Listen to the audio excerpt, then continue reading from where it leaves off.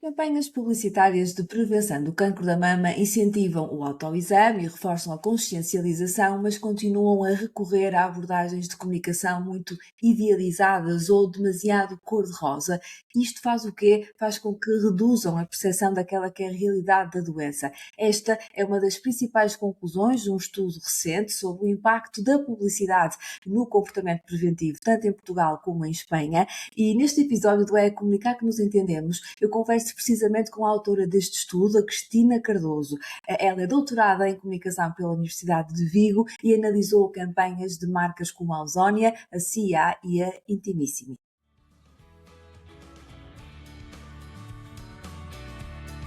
Olá, viva, seja bem-vinda e bem-vindo ao É Comunicar que nos entendemos. Eu sou a Marta Araújo e este é o meu podcast, um podcast de comunicação e de relações públicas, onde falamos sobre jornalismo, influenciadores digitais, eventos e da gestão de crise para a reputação e notoriedade de pessoas, marcas e empresas. Vamos a isso?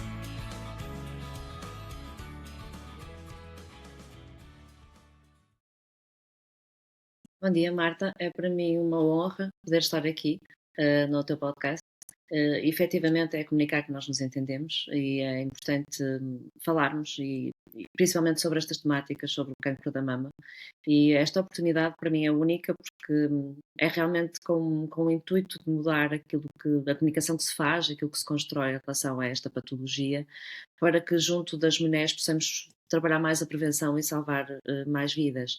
Então, o poder estar aqui é sem dúvida uma oportunidade única de poder chegar a mais mulheres e dar mais visibilidade a este estudo, que o objetivo é mesmo sem dúvida esse.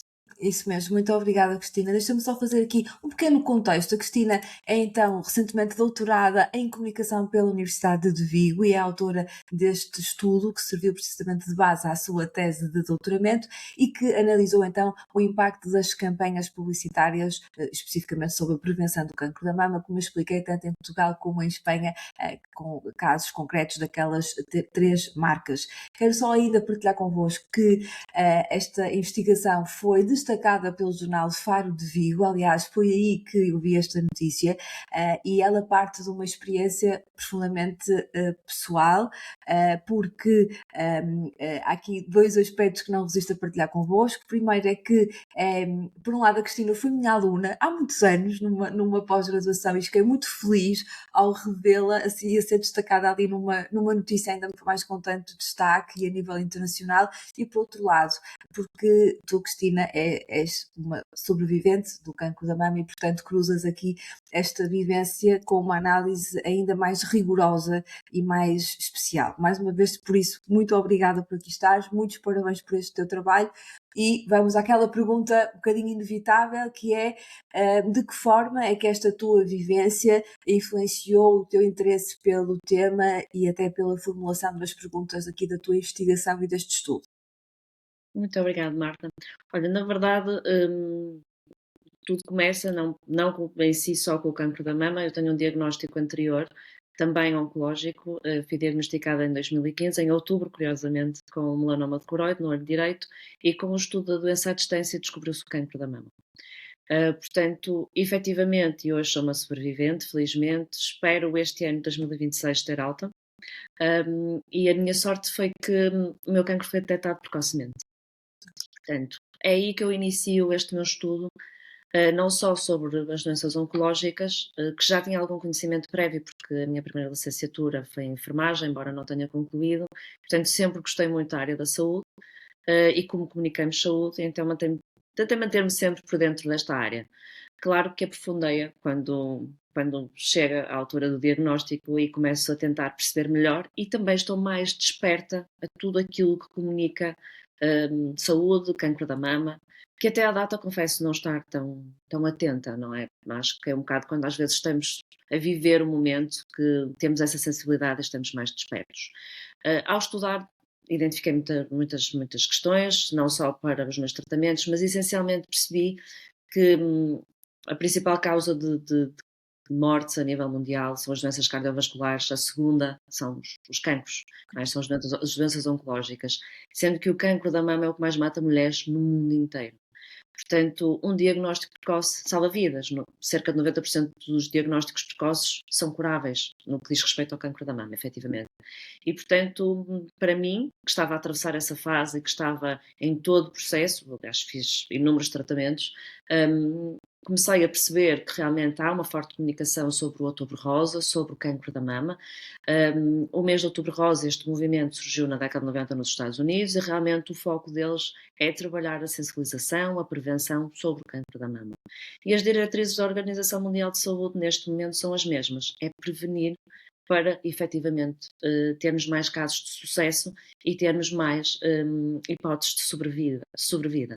Por essa razão, eu tentei perceber até que ponto estas campanhas de publicidade que surgem no mês de Outubro Rosa têm este caráter ou não de saúde preventiva junto das mulheres.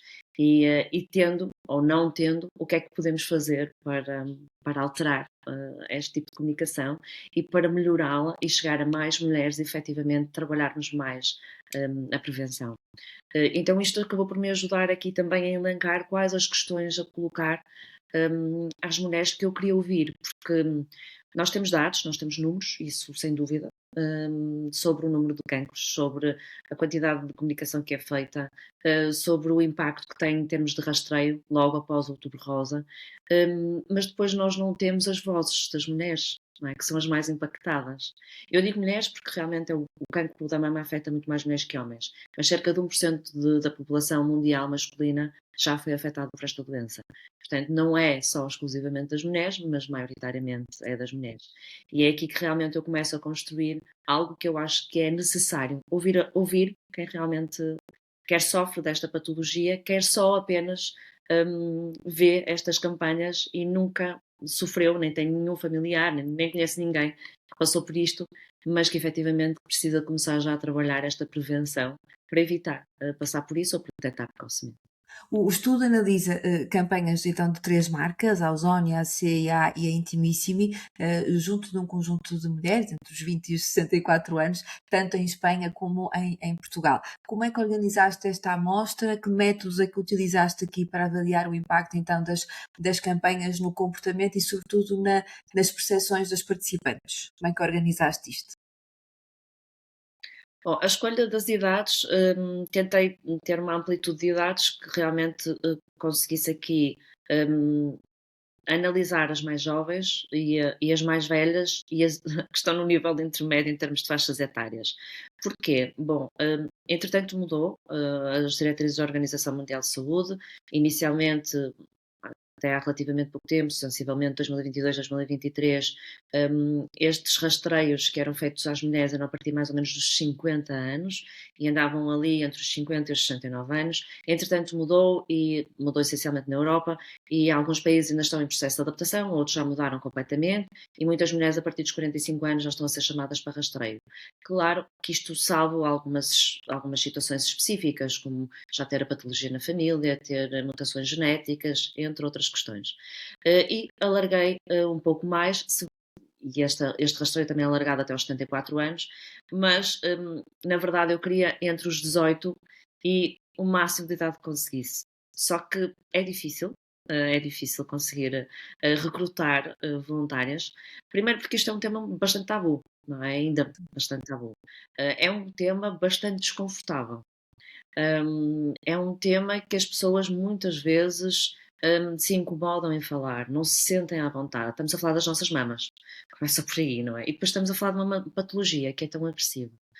E depois queria comparar efetivamente este estudo entre Portugal e Espanha, uma vez que estava a fazer o doutoramento em Espanha, pareceu-nos interessante fazermos esta comparação, até para perceber, até porque Espanha trabalha a prevenção há mais anos do que nós, então para perceber de que forma isto tem impactado os comportamentos das mulheres e de que forma elas se têm hum, feito mais autoexploração, ou seja, têm mais conhecimento sobre a doença e têm mais cuidados de saúde, inclusivamente procurar rastreio quando estão na idade de rastreio, fazer autopalpação mamária, autoexploração mamária em casa, e ir ao médico de família sempre que necessário. E então aqui eu ter diversas mulheres de diversas faixas etárias, em diversas fases da vida, com diferentes profissões também, com diferentes níveis académicos, permitiu-me perceber realmente há uma questão bastante importante que é a literacia em saúde, que não chega também a todas as mulheres da mesma forma. E o facto de ter aqui esta amplitude maior e ter várias faixas etárias também me permitiu perceber, por exemplo, o impacto das redes sociais junto destas mulheres. Não é? Que algumas estão mais familiarizadas, algumas já são nativas, não é? E outras nem tanto. E muitas vezes essa comunicação chega mais pelo digital, então não estão mais sujeitas a esta informação, a esta comunicação, a esta publicidade, como outras mulheres que consomem publicidade através de outros canais. Certo. Uma das conclusões centrais do teu estudo é que as campanhas incentivam o autoexame, mas que recorrem a abordagens comunicacionais idealizadas. O que é que isto significa concretamente? Bom, na verdade, aquilo que se procura, elas são três campanhas bastante diferentes. Estas três campanhas foram escolhidas pela tipologia de campanha, por serem diferentes, porque atuam na Península Ibérica, ou seja, elas são iguais, muda a língua, muda às vezes ligeiramente só a forma como abordam, ou as hashtags que utilizam, ou o nome da campanha em específico, mas a campanha é a mesma. Tanto a Ausónia como a Intimíssimo há um valor que reverte a favor da Associação da Liga Portuguesa contra o Cancro e da Associação Espanhola contra o Cancro, Uhum. quer em Portugal, quer em Espanha. No caso da CIA, e atenção que a Ausónia e a Intimíssimo são campanhas ativas, que já nasceram há alguns anos e que se mantêm ativas. Mas no caso da CIA, ela só existiu em 2019.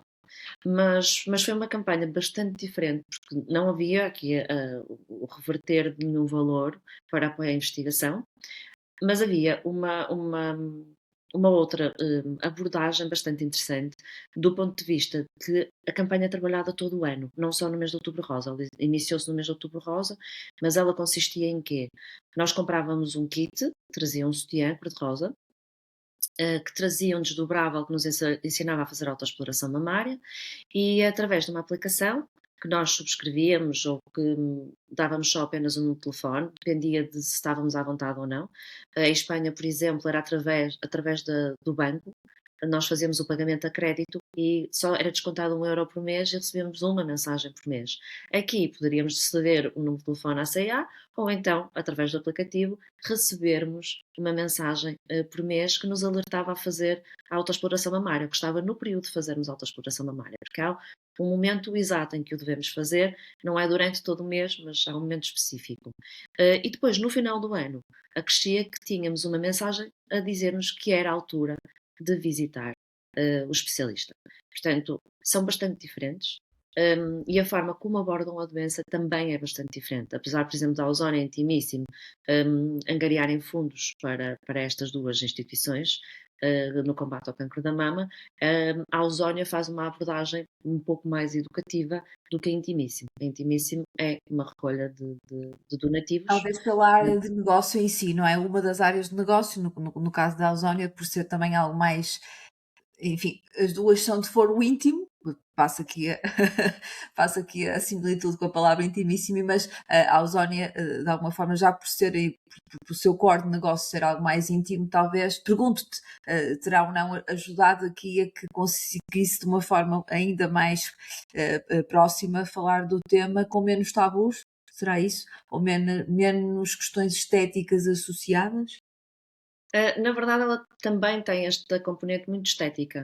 Hum. A questão é que ela aborda de forma um pouco diferente da Intimíssimo. E essencialmente em Espanha. Em Espanha, muito mais do que aqui. Aqui começamos realmente, pouco a pouco, e através até do Instagram, a retirar um pouco desta estética e desta beleza que se atribui um, bom, se olharmos para a campanha, por exemplo, da Ausónia ou da Intimíssimo, nós temos figuras públicas que realmente criam em nós o efeito halo, ou seja, são figuras públicas com quem nós simpatizamos e vamos ouvir o que elas têm a dizer. Mas, inicialmente, e principalmente a Ausónia, fez isto, entretanto mudou um pouco, a abordagem que tinha era efetivamente nos consciencializar para o cancro da mama, até aí ok, ficávamos consciencializadas, existe o cancro da mama. Algumas de nós até compramos o produto porque reverte a favor da causa e, portanto, são minutos de investigação, há uma evolução nos tratamentos e, portanto, se pudermos também poder contribuir, então contribuímos, mas depois, por outro lado, acabamos por encontrar uma mensagem demasiado estética, demasiado romântica do que é o cancro da mama. Não é? E olhamos para as mulheres que o representam nestas campanhas publicitárias e muitas delas são fantásticas, são muito bonitas, passaram pelo cancro da mama, estão ótimas agora, trazem-nos uma mensagem de esperança que é fantástico, também é necessário, mas depois não tem a outra componente da literacia, por exemplo, para a saúde, não tem a outra componente também de nos mostrar um lado menos cor-de-rosa do cancro da mama. E que efetivamente esta patologia é bastante mais séria. A Ausónia, eu penso que ela começou rapidamente a compreender que tinha que ir um pouco mais longe e tinha que trabalhar esta questão da literacia, principalmente em Espanha, é notório, e ensina a fazer autopalpação, aliou-se rapidamente também a figuras públicas que estavam a atravessar este diagnóstico de cancro da mama e algumas não sobreviveram, ou seja, não eram todas sobreviventes. Tentando aqui também mostrar que tem que haver esperança, mas que também há este lado negro. E muitas vezes estas campanhas não abordam este lado e nem sequer trazem aqui a componente da literacia. Não tem, por exemplo, no caso da CIA, tem um médico que fala sobre a campanha e fala sobre os dados e sobre a importância de um diagnóstico precoce e da autoexploração mamária. Certo.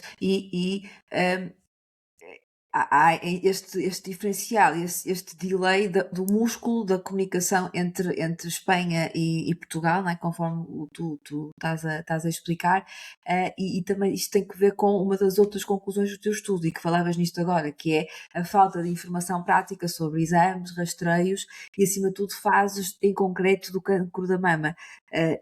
E tentas sensibilizar para a ideia de que esta ausência, de algum modo, pode ser problemática do ponto de vista da prevenção e até da complexidade da própria doença. Sim, sem dúvida. É interessante nas discussões que tive com várias mulheres perceber isso e perceber as perspectivas delas e as diferenças entre Portugal e Espanha. São gritantes. Pronto. Para vocês terem uma ideia, em janeiro, peço desculpa, não era em janeiro que eu queria dizer, para terem a ideia, a Ausónia começa estas campanhas em 2008 em Espanha. Portanto, nós aqui, em 2024, outubro de 2024, que foi o último ano que eu estudei esta campanha, já ia na 17ª edição. Nós em Portugal íamos na 8ª edição. Portanto, temos aqui um delay bastante grande em relação de uma campanha em relação à outra. Ou seja, são 10 anos. E estes 10 anos são significativos. Não é? Portanto, aquilo que nos grupos de discussão e depois nos resultados conseguimos obter, percebemos rapidamente que as mulheres espanholas estão muito mais familiarizadas. Ou seja, esta questão da prevenção trabalha-se há muitos mais anos do que se trabalha aqui em Portugal. E, na verdade, nestes focos grupos, o que é que também foi descoberto? E é um valor muito curioso, que é 80%, cerca de 83% das mulheres portuguesas não viram nenhuma destas campanhas. E cerca de 83% das mulheres espanholas viram estas campanhas. Portanto, estamos aqui. Isso diz tudo, quase, não é? Isso Isto quase que diz tudo. tudo. Sim. E na verdade as mulheres realmente referiram, nunca vimos estas campanhas, não algumas diziam não sabemos da existência do Outubro Rosa, outras, especialmente no interior e até nas ilhas, até porque nós tentamos abarcar aqui toda a amplitude do que é Portugal, continente e ilhas, e Espanha, continente e ilhas também. Chegar a todas para tentar perceber também a perspectiva diferente de todas. Ou seja, muitas destas campanhas são bastante comerciais, não é? E estas campanhas, se efetivamente nós não estivermos expostas a elas, porque estas marcas não estão em determinados lugares, fisicamente, muitas destas mulheres também não consomem o digital, ou não ouvem rádio, ou não veem televisão, também não vão ter contato com estas campanhas. Então sentiu-se que realmente no interior e nas ilhas havia aqui um desfazamento muito grande em relação aos grandes centros urbanos, por exemplo, a mulheres que... Aliás, tu referes no estudo, desculpa interromper-te, que, e até em relação aqui a Portugal, há um maior desconhecimento nas regiões interiores, por exemplo, e o medo do diagnóstico é uma barreira, mas já percebi também que aqui em Espanha também sentiste esse diferencial, nomeadamente em relação às ilhas. e peço desculpa interromper-te, mas não resisto à pergunta. Que estratégias de comunicação é que tu achas que, na tua perspectiva, podem aqui ajudar a ultrapassar estes obstáculos também geográficos de acesso à informação, não é? No fundo também é isso, e até da própria questão da literacia da doença, como é que isto se pode trabalhar e minimizar? Eu acho que é necessário fazermos uma comunicação mais de contato. E nisso a Liga Portuguesa contra o Cancro está a fazer um trabalho bastante interessante, principalmente nos últimos tempos, que é ir ter mais com as pessoas e fazer mais ações junto destes grupos em específico, destes públicos-alvo. Porque, por exemplo, algumas das participantes no estudo eram de Bragança e falaram que pagavam o preço da interioridade. E que realmente, às vezes, se não fosse a Liga Portuguesa contra o Cancro falar nisto, elas praticamente não ouviam falar nisto. E que isto dentro da cidade, sendo que algumas pessoas viviam em algumas aldeias perto da cidade, mas vão muito pouco à cidade. Portanto, o contato é ainda menor. E aquilo que, por exemplo, a Liga está a fazer em relação a Bragança, e a algumas localidades de Bragança, é ir de localidade em localidade, organizando eventos que não se cingem só ao mês de Outubro Rosa e que se vão prolongando ao longo do ano, porque, vejamos, o cancro da mama não nos afeta só no mês de outubro. Claro que o mês de outubro é importante porque se trabalha a saúde da mama, a prevenção da mama, mas depois o resto do ano nós precisamos também de continuar esta comunicação. E, portanto, nós precisamos de direcionar, precisamos de conhecer este público-alvo, saber onde é que eles estão, como é que eles funcionam, quais são as suas características, para podermos entregar uma comunicação mais direta, que chegue até eles. Então estes eventos estão a começar a acontecer.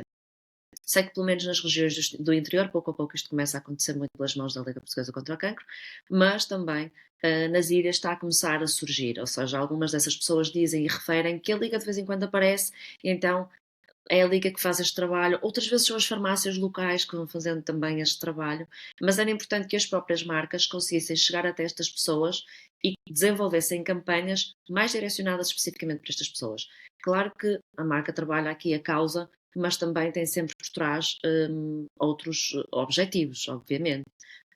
Mas seria interessante se pudesse aqui trabalhar ainda mais esta responsabilidade social, chegar mais a mais mulheres, porque efetivamente isto também acabaria por melhorar a autoridade e a notoriedade da marca junto mesmo daquelas que não são consumidoras e passariam eventualmente a ser consumidoras, ou mesmo que não, junto das que já são consumidoras, não é? Nós sentimos satisfeitas quando as marcas se identificam com os nossos princípios e valores e nós nos identificamos com os mesmos princípios e valores destas marcas.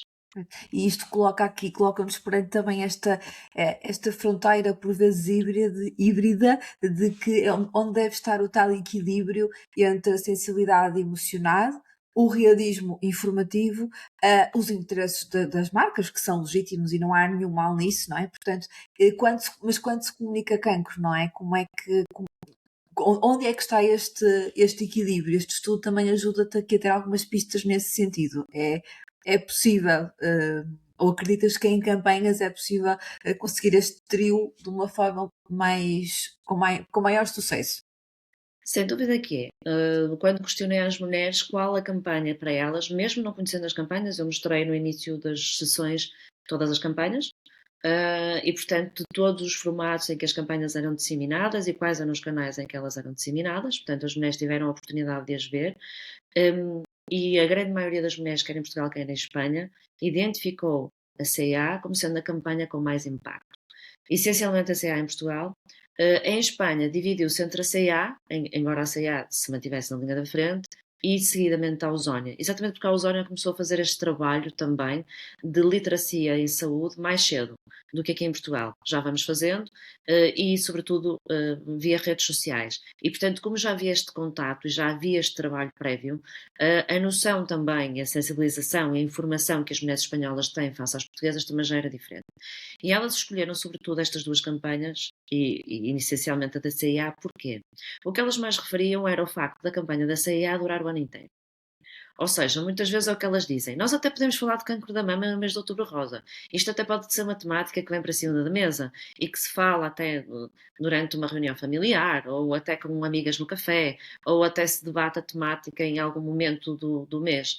Mas depois ela acaba por desaparecer. E nós naquele momento até pensamos, ok, vou fazer o rastreio, ou não estou na idade de rastreio, vou perguntar ao meu médico de família como é que se faz a autoexploração, ou vou visitá-lo com mais regularidade e vou começar a conhecer o meu corpo e a ter este autocuidado. Mas no resto do ano? Não. Mas no resto do ano elas acabam por se esquecer, ou seja, começa e recomeça, e nós temos sempre uma azáfama muito grande, o tempo é uma coisa que é meio escassa no nosso dia a dia hoje em dia, e portanto fica complexo nós às vezes lembrarmos, ok, hoje é dia de fazer autoexploração mamária, ou hoje é dia, talvez, o dia do ano de visitar um médico. Então, no fundo, só nos lembramos quando aquela campanha dispara e nós, ok, se calhar esta altura. Pronto, durava o ano inteiro. E outra questão que confere uma autoridade fabulosa à campanha é a questão de ter um médico oncologista, um especialista que fala efetivamente sobre todos os dados do cancro da mama, sobre as diferenças que existem entre os cancros da mama, sobre o facto das vantagens de fazer autoexploração, da detecção precoce, de como salva vidas, e é nisto que elas focam. Algumas delas até diziam assim: eu até nem gosto de sutiãs cor-de-rosa, porque sutiã era cor-de-rosa, mas eu até comprava.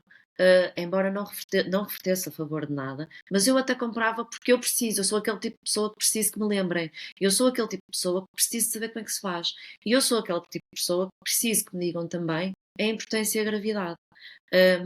E estas campanhas, atenção, a crítica é bastante construtiva, porque o facto de haver campanhas de angariação de fundos é fabuloso. E mais marcas o deveriam fazer, porque é assim que nós conseguimos também alavancar a investigação, conseguimos evoluir e conseguimos salvar mais vidas. Mas podemos melhorar e podemos efetivamente chegar mais às pessoas e ensinar mais as pessoas, capacitar as pessoas, não é? Porque uma Porque, coisa é eu no fundo, saber. as campanhas de angariação, que são muito importantes, conforme tu estás a dizer, evidentemente, é isso que permite investigar, é isso que permite aqui desenvolvimento a este nível de investigação e desenvolvimento, mas por outro lado é como se colocasse o foco nos outros, numa terceira pessoa, no sentido em que estamos a comprar algo, a ajudar uma instituição que vai ajudar o outro, no sentido em que não há o foco na literacia, na educação, no explicar de uma forma mais clara, como tu estavas a dizer, como é que se previne, quais são as etapas, ouvirmos os prescritores, não é? E os prescritores aqui tu falavas e bem, são os médicos, obviamente, e também por quem passou por essas etapas, eventualmente também perguntas até familiares, pessoas que acompanham estas pessoas, poderia de alguma forma aqui ajudar a complementar as campanhas de angariação, ou seja, no fundo é como se tivéssemos que as campanhas tivessem que ser mais longas no tempo, ou seja, não serem tão sazonais em relação à questão do outubro, não é? Como tu referias e bem, portanto, serem mais longas no tempo e também mais abrangentes nos interlocutores, nas pessoas que trazem, se via por aqui, na tua opinião? Também bastante, porque vejamos, uma coisa é informar, outra coisa é capacitar, não é? Eu estou informada que existe o cancro da mama, fico sensibilizada com uma campanha destas. Eu sou uma pessoa que gosta de ajudar e, por norma, compro os produtos, preciso ou não preciso deles, eu compro o produto porque reverte a favor de uma causa. Porque vai de acordo com os meus valores e com os meus princípios, então faço. Mas termina ali, não é? Ou seja, eu vou-me sentir bem, eu ajudei, existe cancro da mama, mas vejamos, eu com 35, 36 anos, não imaginei nunca na minha vida ter cancro da mama com essa idade. Nem muito menos, estava super bem em termos de saúde, não tinha qualquer tipo de sintoma, e ser diagnosticada nesta idade, muitas vezes nós pensamos, nesta idade nós somos muito novas, isto não nos vai acontecer, mas isto acontece ainda mais cedo. E muitas vezes ter estes testemunhos, é essencial para chegar mais às pessoas, ou seja, e é capacitar as pessoas. Se eu ouço alguém que me diz, eu realmente tive cancro da mama aos 25 anos, e o cancro da mama eu descobri-o desta forma, ou daquela forma. Eu passei por isto, por estas etapas, existem diferentes tipos de cancro, nós podemos fazer autoexploração, podemos preparar-nos, nós podemos ter hiperligações para o Sistema Nacional de Saúde, basta, por exemplo, se quiser saber mais sobre a doença, ter um QR Code, por exemplo, na campanha publicitária. Nós fazemos a leitura e saberemos mais sobre a doença, está é uma hiperligação para o Sistema Nacional de Saúde ou para a Liga Portuguesa contra o Cancro, ou outra entidade fidedigna e com autoridade para nos informar sobre estas questões. Sim, o facto de nós termos testemunhos e mais realistas, ou seja, não significa que os testemunhos das atrizes ou das modelos não sejam realistas, até porque elas passaram pela doença e é público e é realmente bastante importante porque vai chegar até mais pessoas. Mas depois é importante que também haja mulheres como eu, mulheres como tu, mulheres como qualquer uma, porque nós olhamos e elas realmente são tão bonitas e são tão idealizadas e há tanta estética, é tudo tão cor-de-rosa, que na verdade depois o cancro tem outra cor, não é só rosa. E nem sempre fica tudo bem, e nem sempre corre tudo bem, e há toda uma série de sequelas e uma série de consequências, como ficares careca, ou perderes energia, ou entrares em menopausa precoce, nunca mais recuperares a 100% aquilo que tu eras. A questão cognitiva, nós ficamos com falhas cognitivas. Nem todas nós dependemos dos tratamentos, mas quem passa por determinados tratamentos tem estas questões e elas nunca são abordadas. Nós não precisamos de ser sensacionalistas, até porque depois podemos aqui roçar um bocadinho na falta de ética daquilo que se pretende E dá com a alguma publicidade. repulsa também, não é? Se for exagerado. Sim, alguma repulsa e até algo que pode ser extremamente perigoso, que é provocar ainda mais medo, ou seja, as mulheres já sentem medo, não é? Já nem querem falar nestas temáticas, porque, e estas temáticas são desconfortáveis e eu levo-as sistematicamente para vários eventos, mas para analisar mesmo os comportamentos e as reações. Então sempre é estudo de mercado, na verdade. E aquilo que noto é que as pessoas realmente não querem falar, porque nós temos uma cultura muito do se falar, vou atrair. Se for ao médico, ele encontra. Se eu começar a pesquisar, a autoexplorar, vou encontrar aqui qualquer coisa. E as próprias mulheres diziam-me isso. Ó Cristina, eu não sei fazer autoexploração mamária. Como é que eu vou fazer isto? Em que dia? Eu tenho quistos. E agora isso eu faço e vejo aqui um quisto e fico mais aflita. Tenho mais medo. Então a publicidade também tem que ter esta sensibilidade. O código de ética também não permite que haja aqui uma exploração do medo, nem o sensacionalismo, nem o ser agressivo. Mas, por exemplo, Espanha já se está a tornar um pouco, não a esta publicidade das marcas, mas a mais ligada ao Sistema Nacional de Saúde, um pouco mais agressiva. No facto, aliás, até em Espanha, nos países de língua espanhola, nasceu uma cultura, um movimento que é o Outubro Marrom, que é efetivamente expor que o outubro não é rosa, que é bastante castanho e que pode ser bastante negro até, e em que as mulheres aparecem mutiladas, porque no fundo muitas de nós ficamos mutiladas, porque acabamos por demorar muito tempo a fazer procedimentos estéticos, outras decidem não fazer, é uma opção, e efetivamente estes testemunhos também são bastante importantes, porque são mulheres mais como nós, do dia a dia. Nem todas nós somos figuras públicas, não é? Portanto, trazer estes testemunhos é fundamental, é importante, é relevante. Claro que sim. E aqui no contexto digital, na tua ótica e aqui com o estudo que fizeste, as redes sociais estão a ser bem utilizadas neste tipo de comunicação ou continuam subaproveitadas? Continuam subaproveitadas, porque no fundo as redes sociais procuram também muito o like fácil e o positivo, não é? Portanto, é sempre com algum peso e medida que esta comunicação é feita no digital. E se fizermos uma pesquisa simples e formos ver a Ausónia no Instagram, por exemplo, quer em Portugal, quer em Espanha, ela começou com um trabalho bastante interessante aqui da literacia em saúde e de trabalhar aqui também esta questão da autoexploração mamária mais cedo e lembrar ao longo do ano sistematicamente, mas o trabalho está um bocadinho parado, ou seja, começou ali com muita energia, começou a abrandar e agora está um bocadinho parado. Aquilo que se começa a perceber também é que o algoritmo não funciona pela positiva aí, não é? Porque são conteúdos que são sensíveis.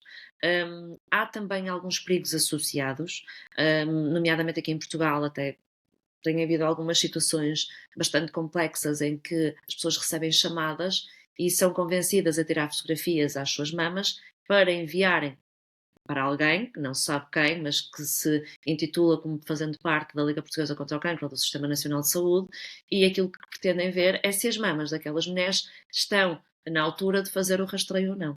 Como há esta falha de informação, e as redes sociais são ótimas porque 90% da população está nas redes sociais, então seria importante trabalharmos as redes sociais muito mais a fundo, aproveitarmos influencers, aproveitarmos a população comum, aproveitarmos as marcas, trabalharmos, se calhar, aqui uma parceria entre privado e público para chegarmos a mais pessoas.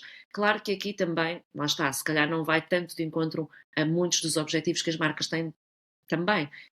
Portanto, se calhar é aqui que se perde um bocadinho esta comunicação, porque como não tem também tanto engagement, não é? A taxa de engagement não é tão elevada como outro tipo de campanhas, acaba por perder também aqui um bocadinho esta evolução rápida que se esperava e que se podia aproveitar, porque é um canal onde cerca de 90% da população está hoje em dia, não é? Portanto, faria todo sentido que a claramente. pudéssemos aproveitar mais e ele está superaproveitado, sem dúvida.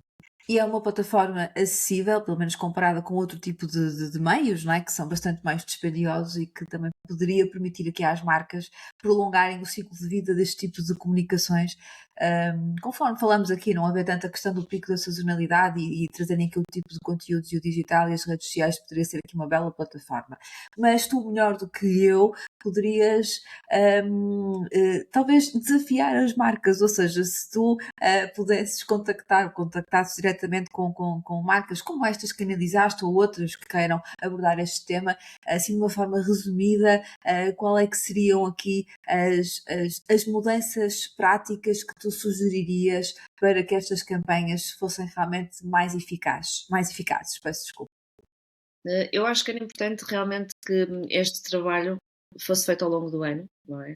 Perdesse esta sazonalidade do mês de outubro rosa, se estendesse pelo tempo. Não de forma excessiva, porque muitas mulheres dizem já estou farta do outubro rosa. Aquelas que estão mais, contatam mais com o outubro rosa. Já estou farta do outubro rosa, de repente tudo é rosa.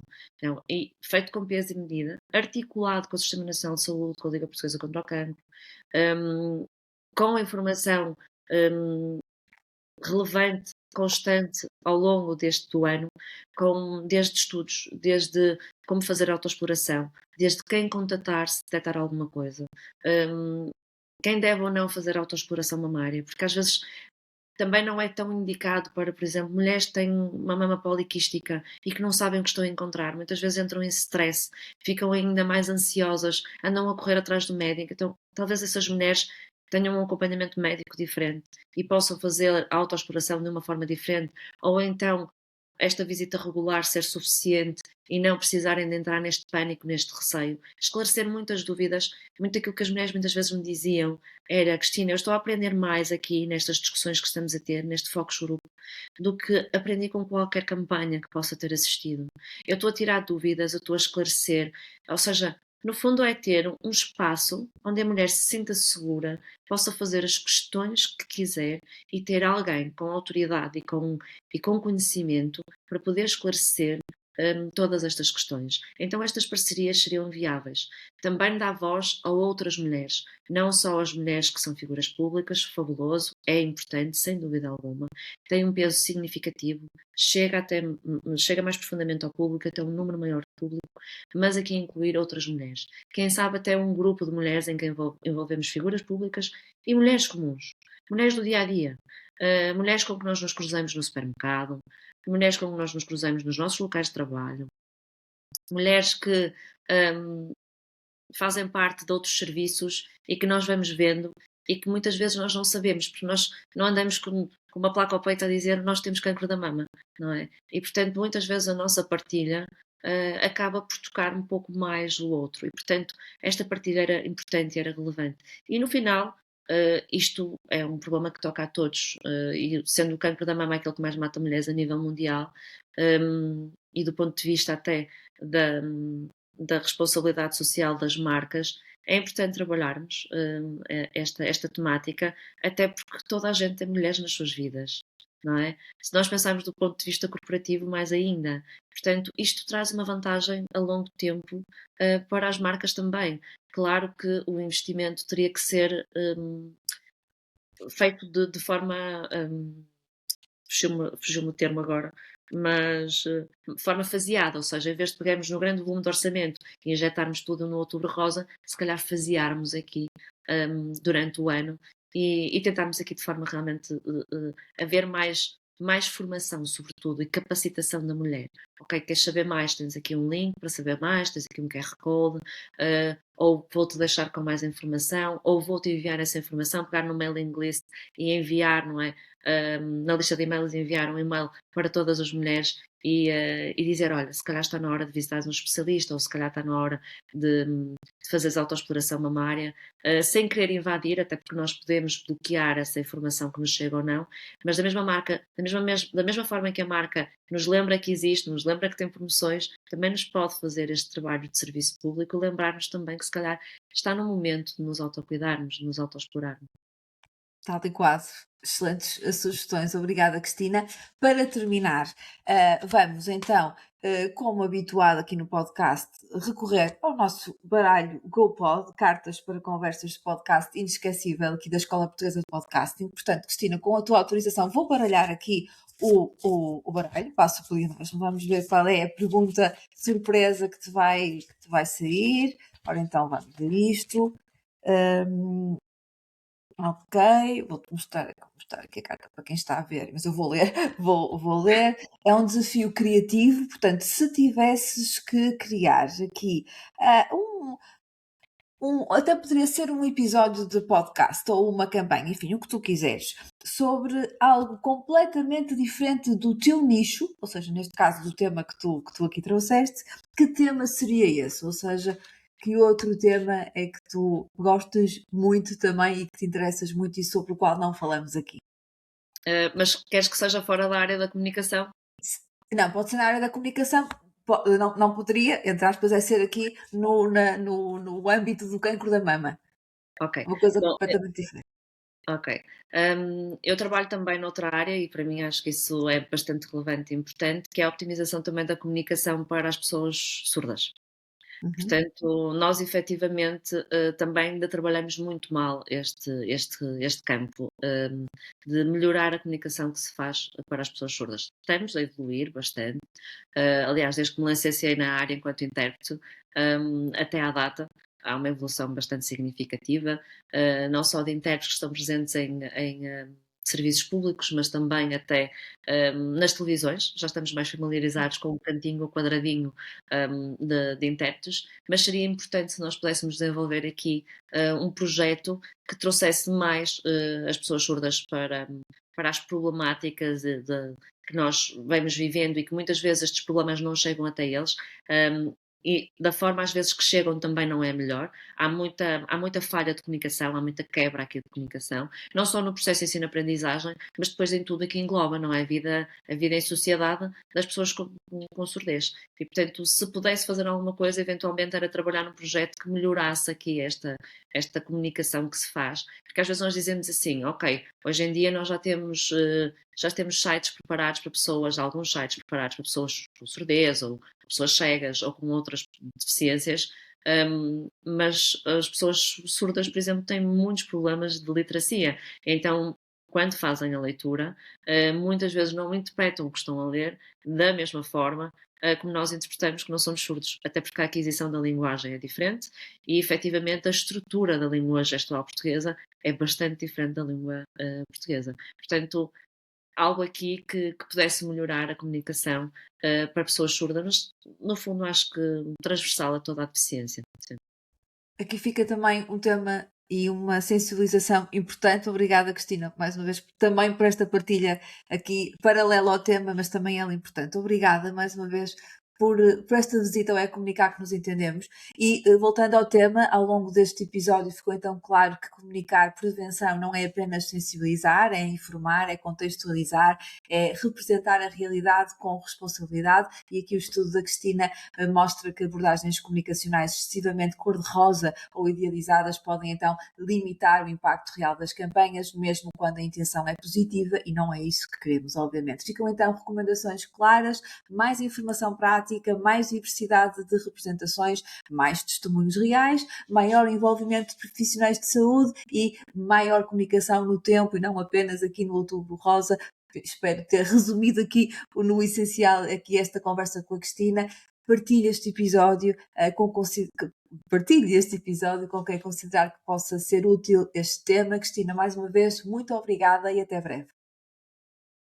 Muito obrigada, Marta, pela oportunidade de estar aqui mais uma vez e efetivamente também quero deixar uma mensagem que é algumas mulheres que sentem muito medo, eu gostaria que elas transformassem esse medo em coragem e que se autocuidassem, porque nós efetivamente temos esta responsabilidade sobre nós, enquanto mulheres, de nos conhecermos, de nos autocuidarmos e de salvar as nossas próprias vidas. Portanto, nós temos os meios para isso, ultrapassem o medo, transformem-no em coragem e procurem ajuda sempre que suspeitem de alguma coisa ou ainda que não suspeitem de nada.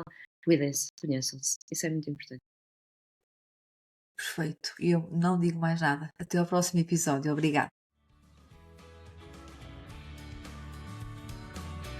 Obrigada por me ter feito companhia e por querer comunicar que nos entendemos. Fico a aguardar o seu feedback sobre este episódio. Vou adorar receber a sua opinião. Até para a semana!